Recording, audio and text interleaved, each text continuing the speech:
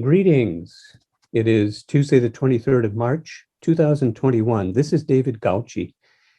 Dave Nagel and I welcome you to the second session of the year in the Business and Energy series of Forum 2100. The mission of Forum 2100 is effectively to encourage innovation in business and energy. And Dave Nagel and I are learning that the mission actually extends to expanding our thinking about the role of business in the energy transition. So a broad view of the topic today is one that any attempt to navigate an energy transition would have to address. Our session today sheds light on a dimension of the energy transition that we probably do not hear enough about. We are delighted to have Roger Sorkin joining us again as our guest today. Roger is the co-founder and executive director of the American Resilience Project, an award-winning documentary film producer and director. Roger will take us through his latest film, A Nation in Transition. To see the full screen of the film today, we'll show it in share mode on Zoom, but in the event that we have internet issues, we do have a backup plan, so stay tuned. We shall get into all of that after some brief introductory remarks from Roger. And then after the screening, we shall have a Q&A as usual for about 15 minutes. Roger, welcome back to Forum 2100. And thank you for being with us today. The floor is now yours. Terrific. Thank you so much, David, and thank you everybody for joining in. My organization is called the American Resilience Project, and we're a mission-driven nonprofit film production company. Pretty much operate like any documentary film production company, except we try to create stories that we think are going to have an effect in the areas that need to be changed. And in this particular case, we're trying to have some influence over the energy transitions that we're all facing. It's an enormous task, as we all know. It's not a one-size-fits-all solution. And what we're trying to do with the stories that we're telling is part of this series of films, which is called Current Revolution. This particular film is called Nation in Transition. It's the second episode in the series.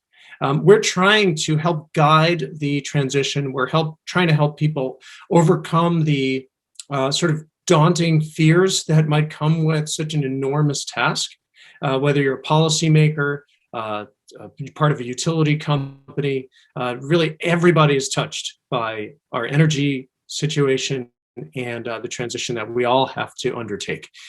So we're trying to demystify it. We're trying to eliminate the path, create a roadmap, and create a set of best practices through narrative that can be used by communities everywhere, no matter what level of government or where you are in society or in the business world or in academia. Really believe in the power of a good story to help, especially with something so complex, really get our minds around and understand what our steps should be in the flow chart that will get us from here to the other side of a successful transition. And so this particular film looks at the Navajo Nation energy transition within the wider context of our US transition, and should say the global transition. We started making this film really coincided around the time that the Navajo Generating Station, which was the largest coal plant in the West, or one of the largest coal plants, I should say, was set to close. Finally did close about a year and a half ago. It was just recently demolished.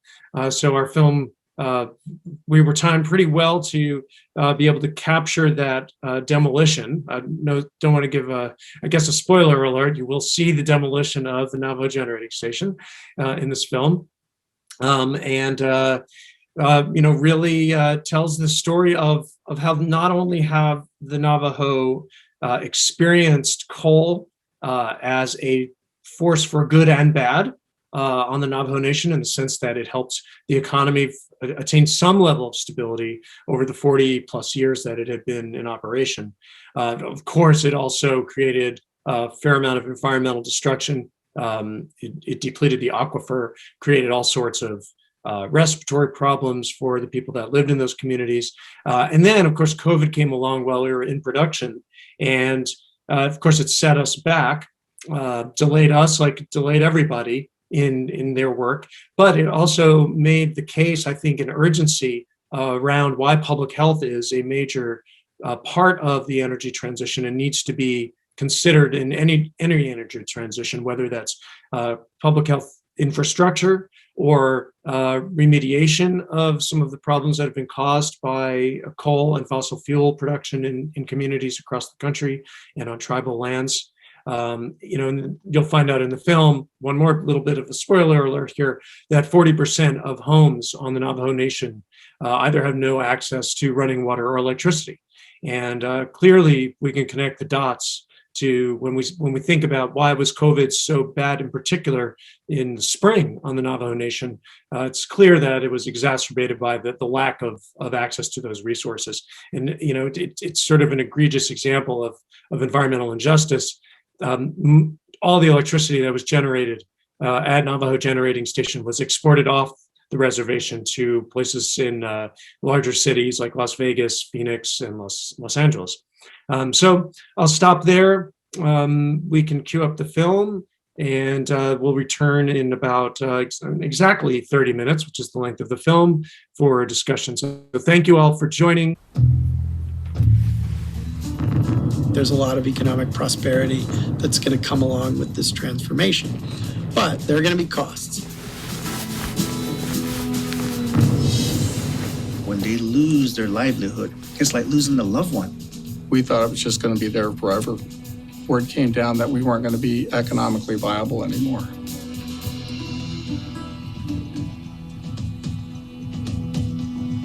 There's no model for how to do this. We are making this up as we go, but we cannot leave them behind. What's the transition that we want to help those communities with now? Because these transitions take a long time. For 50 years now, we gave low-cost energy and power for the state of Arizona. We didn't profit from it. I've spent the prime of my life battling the pollution here. I never got a chance to use any of this land. The great opportunity here is for communities that have bore the brunt of extraction. This is really a huge effort for us to invest in the Native community, to employ our own people, to provide off-grid power for families that need it. We could do a better job of designing that so that the energy system helps alleviate poverty, not cause it. How do we ensure that these things exist for our kids into the future? To me, it's that simple. We need to start learning now at a pace and a scale that we've never learned before.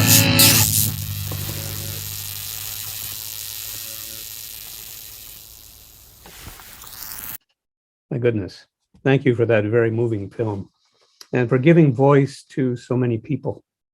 I think one of the things we can take away from this is the energy transition has many more dimensions than simply substituting one form of or one source of energy for another.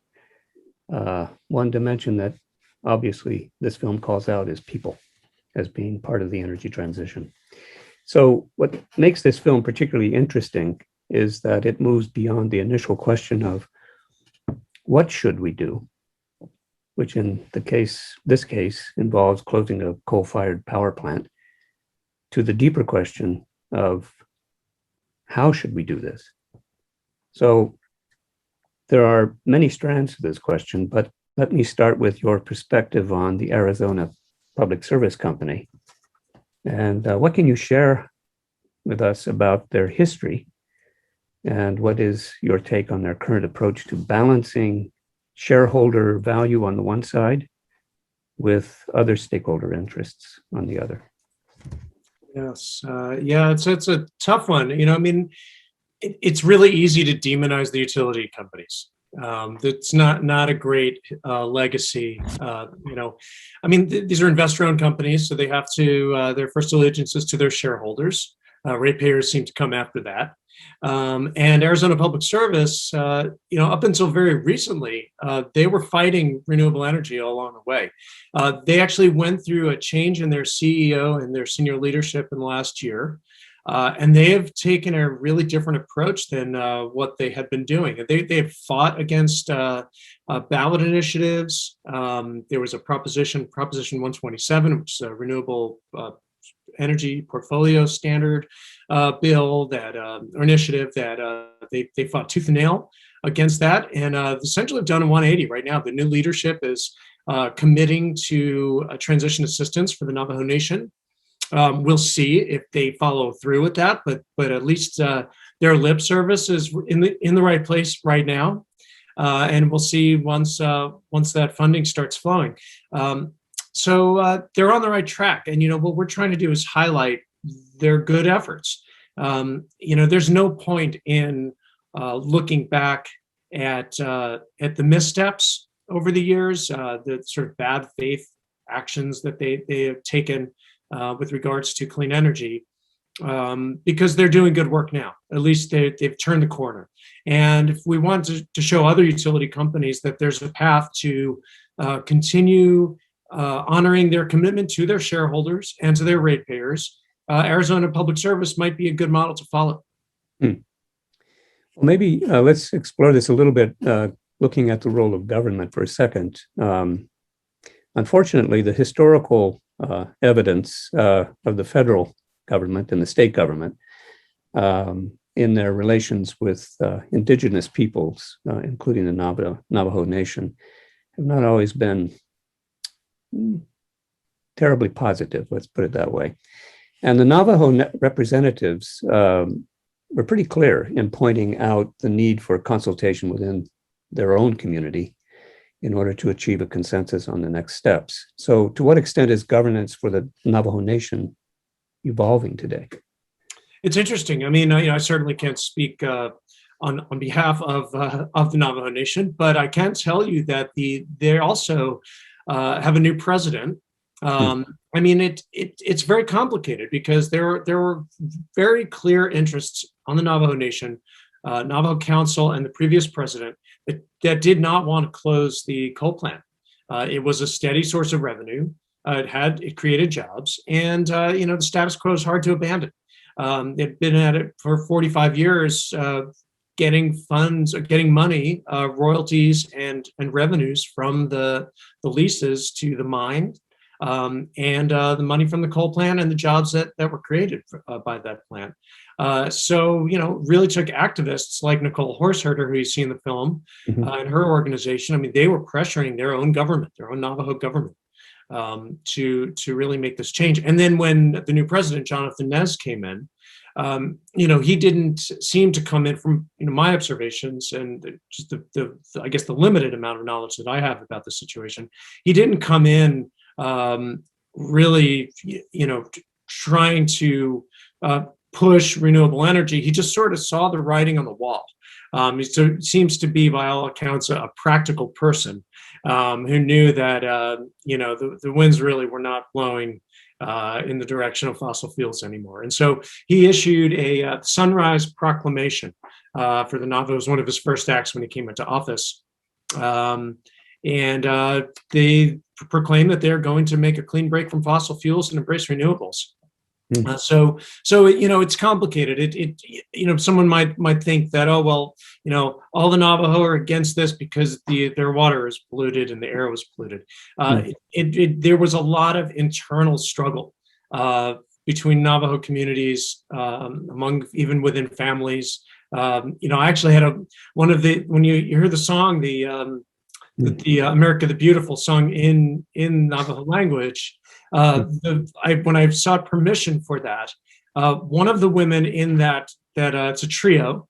There are two sisters, and then there's another gentleman who's. I think there are two other people that join them, but there are two sisters that essentially call the shots for that musical ensemble. One of them had a job working in a coal mine, and she was skeptical of what's my agenda. She took some time to really ask me some pointed questions about how am I going to use the song. She wanted to make sure that I wasn't just going to come in and bash the legacy of coal and disrespect the workers that had worked there, because she and other family members of hers had worked in the coal mine. So, she came around once I explained to her what this film was all about. But she's a Navajo woman that wanted to make sure that I wasn't just going to take a hatchet to the legacy of coal in the Navajo Nation, which I found really interesting. There's, and that's, I think, a lesson for any community anywhere. If we look at Appalachia, what are we going to do with the coal mines there?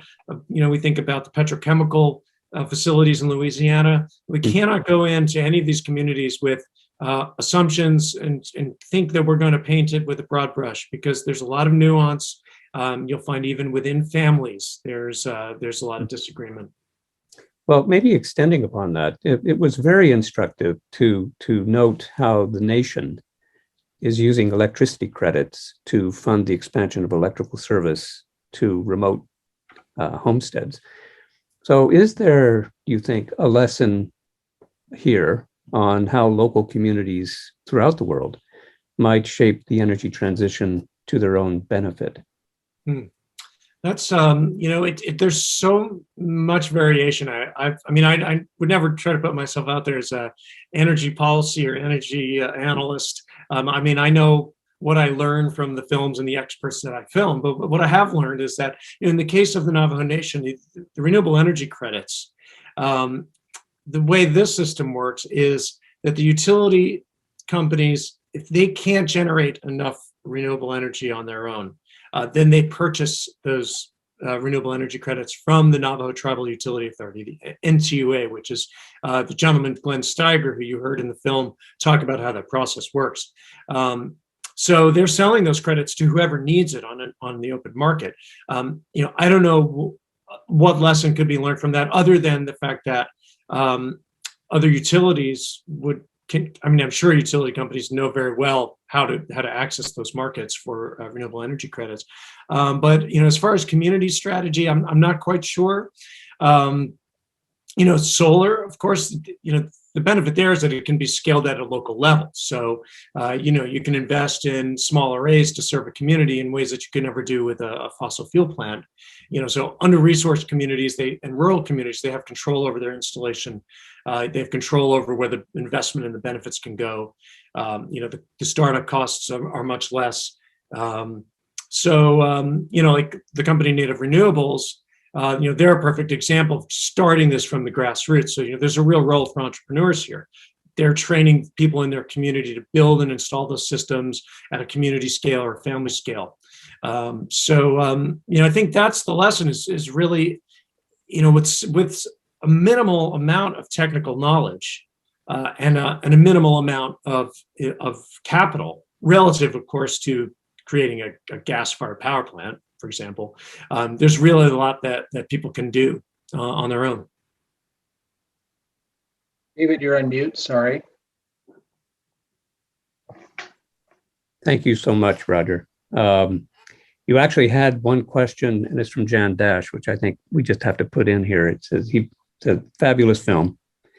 How about sending this film to the big media? What would it take to get it on MSNBC, PBS, or CNN? Just have to ask you. I'd love it. Distribution and promotion certainly costs money. We have a very small budget for promotion. These are fairly low budget films compared with your average, Sundance blockbuster documentary. But they still cost money to make, and what's left over, I'll use for promotion. We actually have a firm in DC that does a little bit of promotion for us. They do some pro bono, and then sort of the bare minimum to get it out there. It's 30 minutes, so it would work well in a programming slot. Right. Really making noise and contacting producers at some of these programs. I guess it comes down to who in a lot of cases. I don't really know. I don't really know what it takes.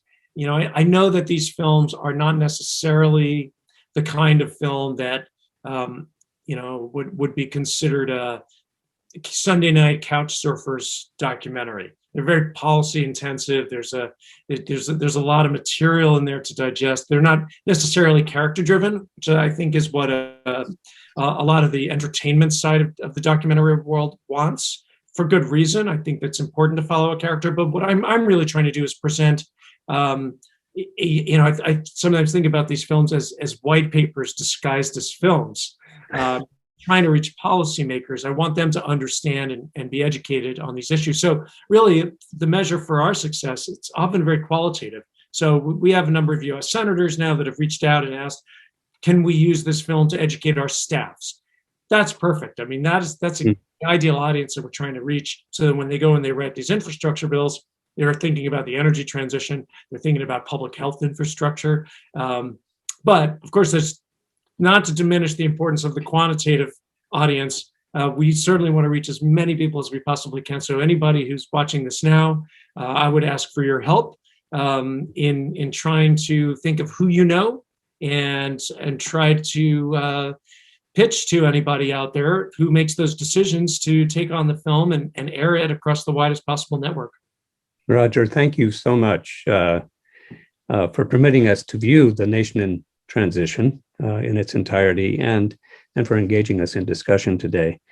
And I'll push back a little bit. I think this film is not just for policy wonks.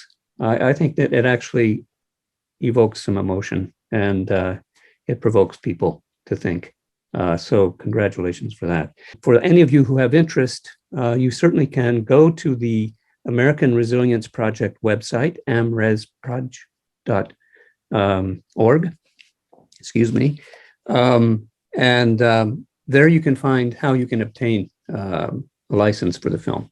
And while you're there, I just strongly encourage you to consider maybe making a donation to support the good work that Roger and his colleagues are doing.